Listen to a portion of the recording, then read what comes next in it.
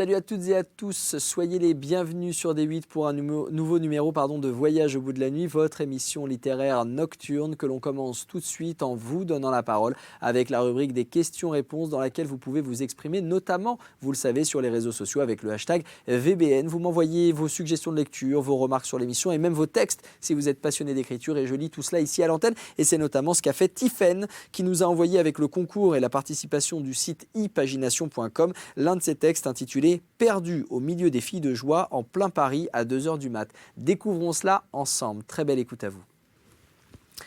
Perdu au milieu des filles de joie en plein Paris à 2h du mat par Tiffaine via ipagination.com. Je suis perdu, complètement égaré dans Paris à 3h du matin. Mais qu'est-ce que j'ai fait? Au lieu de tourner à gauche, j'ai pris à droite. Je ne connais ni ma gauche ni ma droite. Pourtant, j'ai un GPS. J'ai fait l'amalgame entre droite et gauche. Droite, la main qui écrit.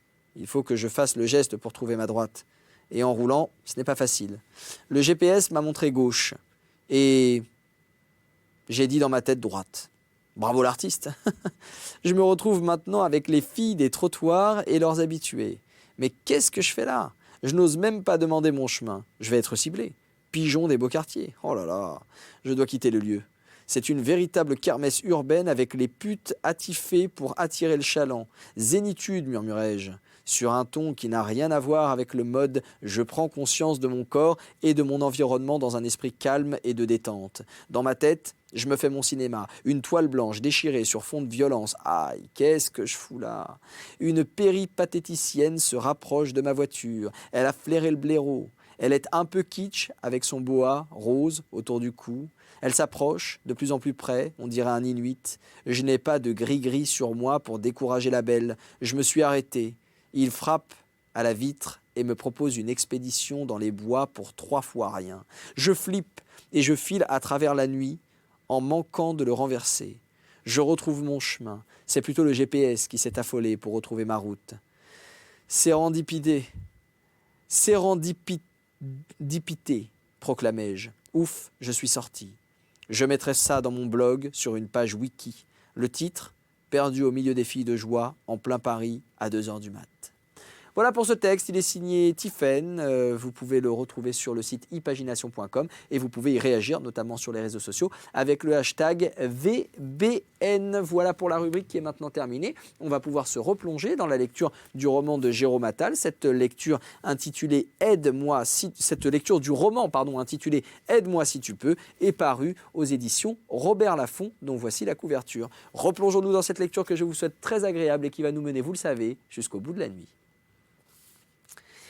À bien y réfléchir, je ne comprenais pas comment Natacha avait encore envie de faire l'amour après notre profond désaccord sur les années 80. J'eus d'ailleurs le temps nécessaire d'y réfléchir. Elle s'était barricadée dans la salle de bain, pour un temps indéterminé. Les salles de bain étaient aux femmes ce que les salles d'arcade de jeux vidéo sont aux hommes. Difficile d'en sortir une fois qu'on y est entré, ou alors il faut que l'extérieur soit réellement des plus divertissants.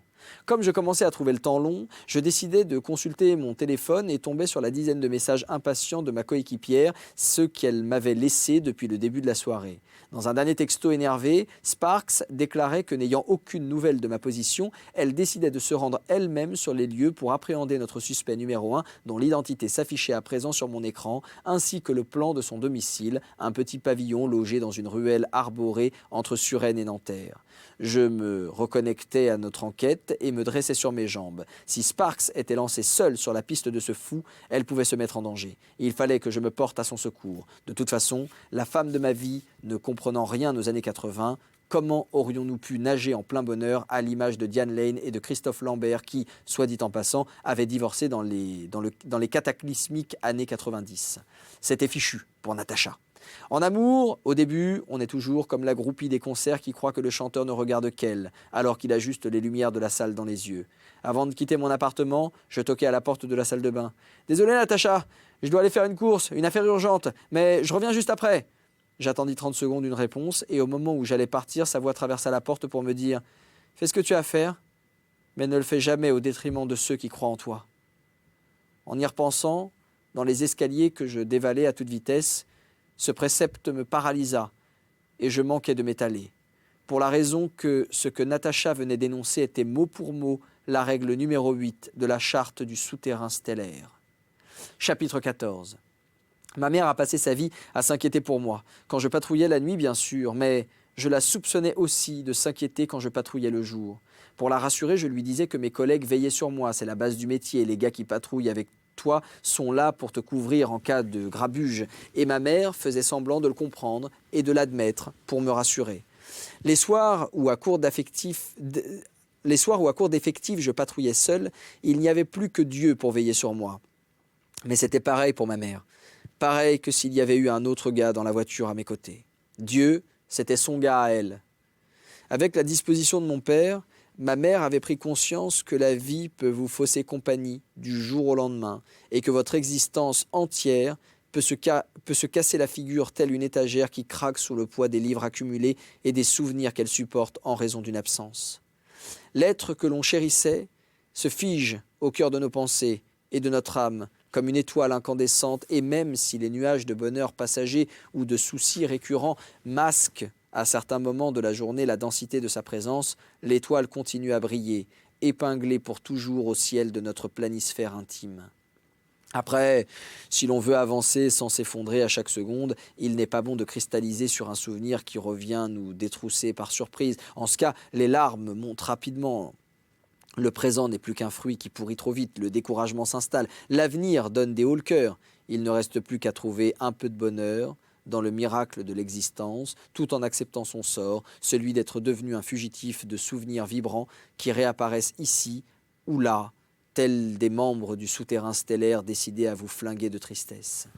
Je ne dis pas que je crains les membres du souterrain qui errent dans la nature et qui ont, pour chacun d'entre eux, une raison valable de venir me faire la conversation, mais je crois qu'aujourd'hui, contrairement à ce qui est admis, être adulte, c'est être un fugitif. À tout moment, quand je tombe sur une marque de yaourt que ma mère appréciait ou une émission de télé qu'elle ne ratait jamais et qui s'embarque pour une nouvelle saison, le présentateur idiot ne faisant aucun cas de cette fidèle spectatrice en moins, pas même une petite notation brève emplie de tristesse infinie ou infiniment feinte, je m'efforce de fuir la pensée de l'absence de ma maman qui était toujours là pour moi, toujours là pour me secourir en tout, naturellement. Chaque fois, je dresse un mur entre les choses à accomplir au présent et l'idée que je ne pourrai plus jamais faire plaisir à ma maman en sa présence, et ce, pour ne pas sombrer dans les larmes. Alors oui, même si chaque fois je m'arme de courage pour bâtir ce mur, l'impression que ça me fait, au fond, c'est que je fuis.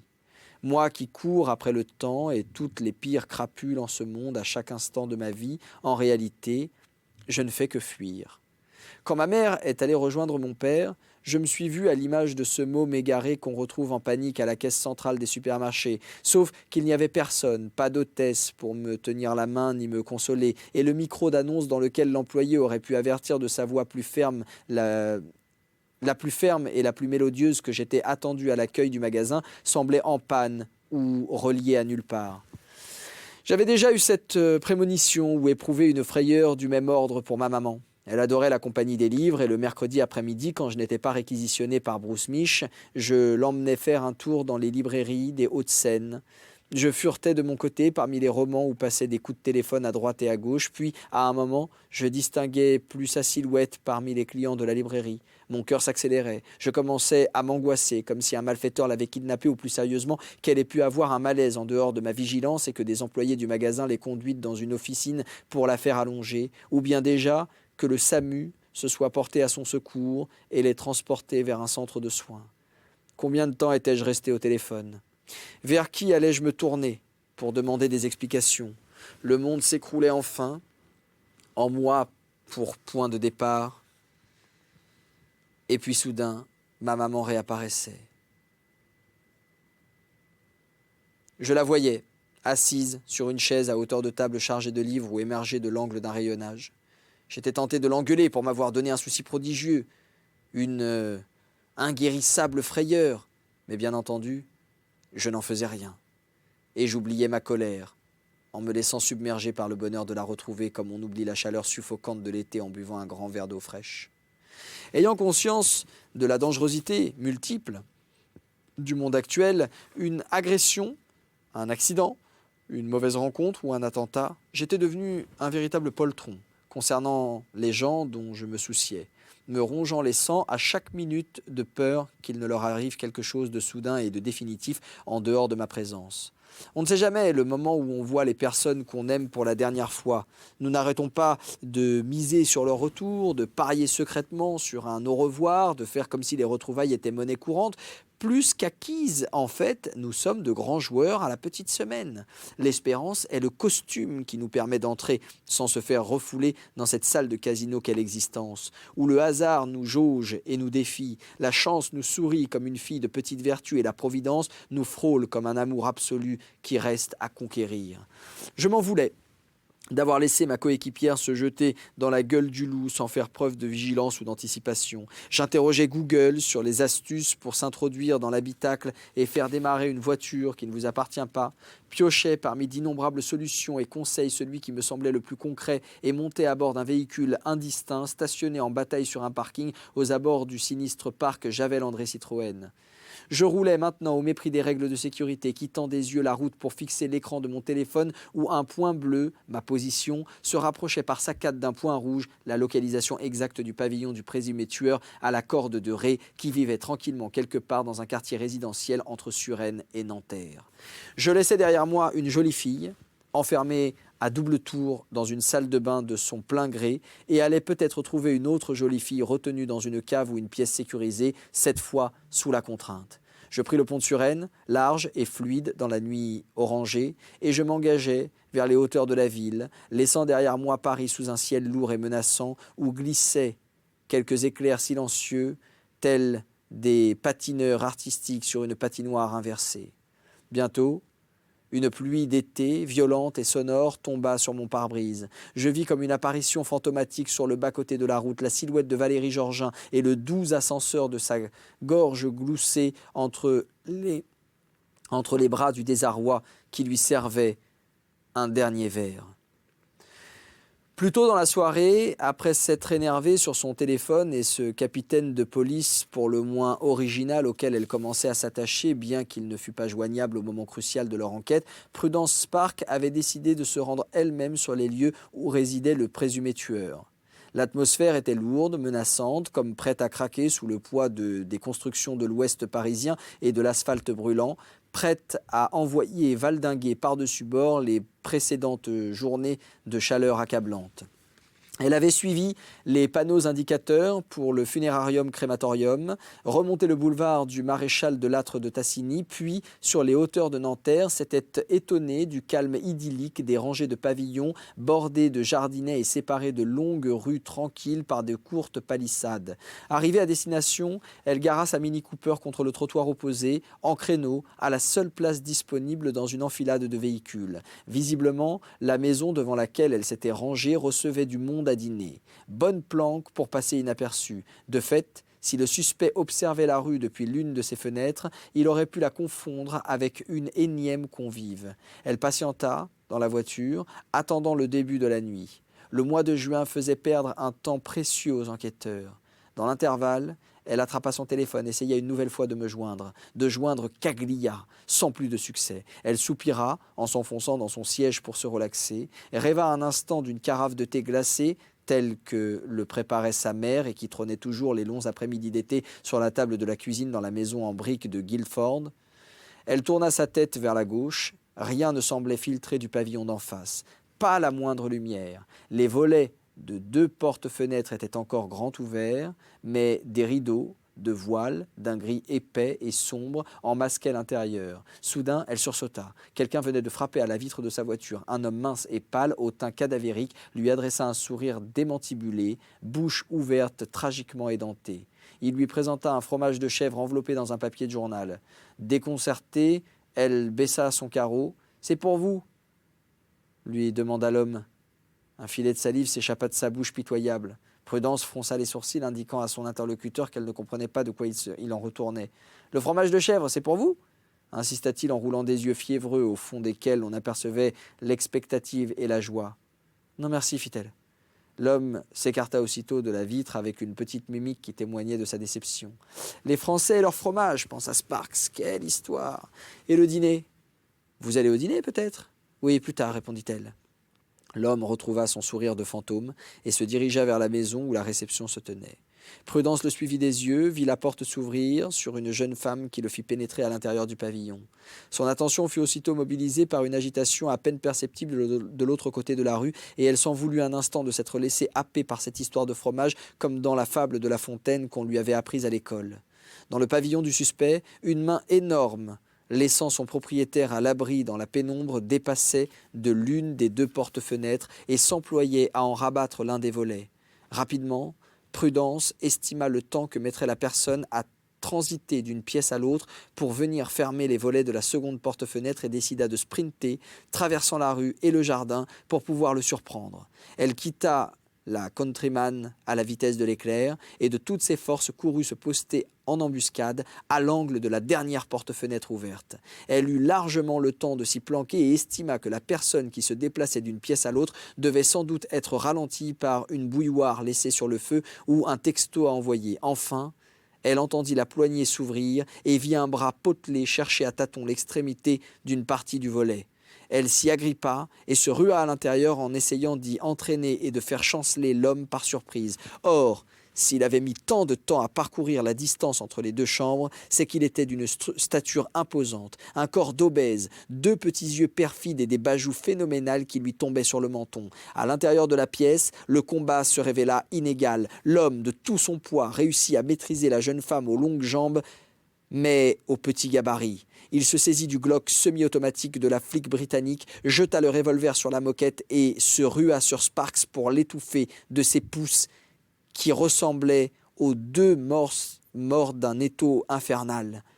La belle inspectrice anglaise perdit connaissance et l'homme se dépêcha de fermer les volets, jetant un œil au passage à l'animation qu'on devinait à l'intérieur de la maison d'en face, se demandant avec une pointe d'âcreté pour quelle raison sa voisine ne l'avait pas invité à la fête.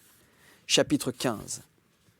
D'autres individus encore qu'il me serait agréable de verbaliser si on me laissait davantage les coudées franches, les gens qui s'engouffrent dans une rame de métro sans attendre que les usagers qui arrivent à destination en descendent, les boulangers qui ne disposent pas un nombre honorable de cornichons à l'intérieur d'un sandwich en saucisson ou qui comptent ces 10 cornichons en tant que supplément, les stars de la télé-réalité qui sont très fiers de leur apparence, parade dans les soirées parisiennes comme s'ils faisaient partie de l'Olympe des dieux, bande de rats crevés, va. Et puis aussi les commerçants qui continuent à distribuer des sacs plastiques à tour de bras alors qu'un sac plastique met plus de 300 ans pour disparaître de la surface de la Terre. J'ajouterai à cette liste jamais exhaustive les cons d'internautes qui, derrière la guillotine lâche et pleureuse de leur écran, ont insulté l'actrice Emma Watson après son courageux discours au siège de l'ONU en faveur des droits et de la représentation de la femme dans la société. Et même si ces cons qui ont insulté Emma Watson mettent moins de temps à quitter la surface de la Terre que le moindre déchet plastique, ce n'est pas une raison pour les laisser polluer l'instant présent. Je contournais la façade en briques du pavillon. Bruce Mich m'avait fait parvenir le plan de l'intérieur sur mon téléphone. J'avais 2 priorités, le garage et la chambre d'amis. J'ai toujours trouvé suspect les gens qui, au vu de leur comportement et de leur capacité psychologique, ne sont pas supposés avoir une vie sociale très développée, posséder des maisons avec une ou plusieurs chambres d'amis. Au prix du loyer en Île-de-France, soit ils aiment jeter l'argent par les fenêtres, soit ils ont quelque chose à se reprocher. Les porte-fenêtres étaient obstruées par des volets épais et il m'était impossible de distinguer si telle pièce ou telle autre était éclairée de l'intérieur ou si l'ensemble de l'habitation était plongé dans une obscurité attentive. Pourtant, je sentais une présence insidieuse, comme si j'entrais en communication avec le tueur et lui faisais comprendre que je me tenais prêt à intervenir.